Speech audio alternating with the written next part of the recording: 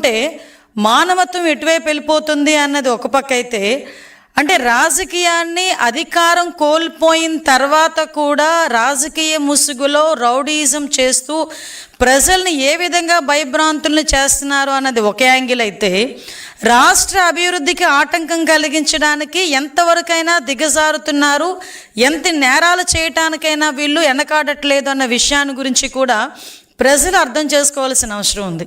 మీరు ఒకసారి చూస్తే, నేను జనరల్గా అందరూ కూడా మీ ఇంట్లో మీ పిల్లలవో లేకపోతే మీ తల్లిదండ్రులవో మీ అన్నదమ్ములవో మీరు జనరల్గా జన్మదిన సంబరాలు పుట్టినరోజు సంబరాలు ఎలా చేసుకుంటారో మనందరి దగ్గర వీడియోలు ఉంటాయి. కానీ ఈరోజు వైఎస్ఆర్సీపీ నాయకుడు తాలూకా పుట్టినరోజు సంబరాల్ని వాళ్ళ తాలూకా కార్యకర్తలు, వాళ్ళ తాలూకా రౌడీలు, ఆ పార్టీ తాలూకా సైకోలు ఏ రకంగా జరుపుకున్నారో ఒక్కసారి మీరు చిన్న ఒక ఏవి ఉందో ఒక్కసారి చూడండి. ఒకసారి గంగమ్మ జాతరలో పొట్టేళ్ల తలకాయలు కోసినట్టు చూస్తే కేక్ కట్ చేసే కత్తి కొడవకుంటే ఇన్ని కాన్షియన్సీల్లో అతని పుట్టినరోజుల సందర్భంగా జంతు బలులు చేసి వాటి తాలూకా మూగజీవాల తాలూకా ఉసురు తీసుకోవటమే కాకుండా ఇది తప్పు అని చెప్పిన వాళ్ళని కూడా తిరిగి వాళ్ళ మీద దాడి చేయటం. ఒక గర్భిణి అండి, నిజంగా గర్భం దాల్చారు అంటేనే ఆ కుటుంబంలోని ఆ ఆడబిడ్డని అపురూపంగా చూసుకుంటారు.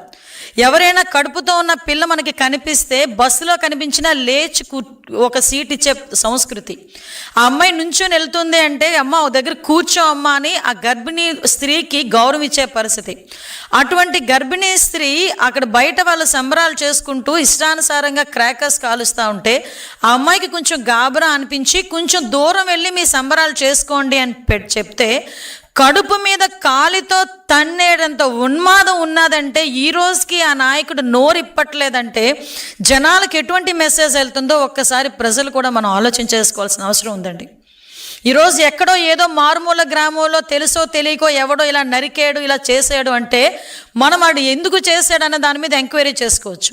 కానీ చూస్తే సుమారుగా 10 నియోజకవర్గాలకి పైన ఈరోజు ఇదే పందాలో ఒకే రోజు ఒకే తరహాలో ఇలాగే జంతుబలులు ఇచ్చి రక్తాభిషేకాలు చేస్తూ ఉంటే ఇది వెనకాతల జగన్మోహన్ రెడ్డి దగ్గర నుంచి వచ్చిన ఒక పిలుపు అని అనుకోవడంలో తప్పే ఉంది. ఎందుకనంటే ఈరోజు చూస్తూ ఉంటే వాళ్ళ తాలూకా నాయకులేమో పెద్ద పెద్ద కత్తులు తీసుకొచ్చి కేకులు కట్ చేస్తారు.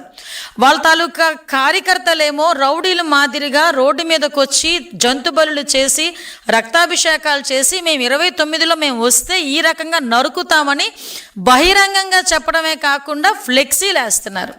అయినా కూడా ఎక్కడా ఎవరు కూడా ఇది తప్పు అని చెప్పే పరిస్థితులు వాళ్ళకి కనిపించట్లే. ఒక గర్భిణీ స్త్రీ మీద చేయి చేసుకున్నాడు, కడుపు మీద కాలితో తన్నాడని కేసు పెడితే ఇంకొక వైసీపీ నాయకుడు బయటకు వచ్చి అతను జనసేన నాయకుడు అని చెప్పి దాన్ని తీసుకొచ్చి రాజకీయం చేయడానికని చెప్పి ప్రయత్నం చేసే పరిస్థితి. నీ నాయకుడు తాలూకా సంబరాల్లో జనసేన నాయకుడు వచ్చి ఎందుకు క్రాకర్స్ కాలుస్తాడు? ఆ మాత్రం ఇంగితం నీకు లేకపోతే పోయింది కానీ జనాలకు లేదనుకుంటున్నారా? ఈరోజు ఒక్కసారి మనం ఆలోచించుకుంటేనండి, ఈ రకంగా వీళ్ళు చేస్తున్న ఉన్మాదాలు ఒకవైపు చూస్తూ ఉంటే, ఇంతకుముందు మీ అందరికీ తెలుసు, ఇంతకుముందు రౌడీయిజం చేసేవాళ్ళంటూ సెపరేట్గా ఉండేవాళ్ళు, నక్సలిజం చేసే వాళ్ళని మనం అరికడుతున్నాం, రౌడీయిజం చేసే వాళ్ళని అరికడుతున్నాం, ఫ్యాక్షనిజాన్ని కూడా గౌరవ ముఖ్యమంత్రి గారు ఏ రకంగా అణిచివేశారో మీ అందరికీ తెలుసు, ముఠా తగాదాలని కూడా ఏ రకంగా అణిచివేశారో తెలుసు, మతాల మధ్య విద్వేషాలు రెచ్చగొట్టి కర్ఫ్యూలు విధించే పరిస్థితి నుంచి కూడా ఎక్కడా కూడా మత విద్వేషాలు లేకుండా చేసిన ఘనత కూడా గౌరవ ముఖ్యమంత్రి చంద్రబాబు నాయుడు గారిది. అటువంటి పరిస్థితి నుంచి ఈ రోజు పరిస్థితి ఏందిరా అంటే, వాళ్ళెవరు ఈరోజు రోడ్ల మీదకి వచ్చి ఉన్మాదుల్లా వ్యవహరించే పరిస్థితి కనిపించట్లే. కేవలం రాజకీయ ముసుగులో రాజకీయాన్ని అడ్డం పెట్టుకొని రౌడీయిజం చేస్తూ రౌడీయిజం చేయిస్తూ ఈరోజు ప్రజలను భయభ్రాంతులు గురిచేసి రాష్ట్ర అభివృద్ధికి ఆటంకం కలిగించడానికి ఒక కుట్ర పన్నే విధంగా ఈరోజు మనం కనిపిస్తుంది. ఈరోజు ఇక్కడ మనం ఒకసారి ఒక యాంగిల్ చూస్తానండి. ఈరోజు నేను చాలా కేసులన్నీ చూశాను, క్రోనలాజికల్గా కూడా నేను అన్నీ తెప్పించుకుంటే వీటిలో ఉన్న అన్నింటిలోని కూడా చాలామంది 18 సంవత్సరాల లోపున్న పిల్లలు కూడా రోడ్ల మీదకి వచ్చి పెద్ద పెద్ద కత్తులు పట్టుకొని తలలు నరికి కేసుల్లో కూడా ఇరుక్కున్న పరిస్థితి ఈరోజు కనిపించింది.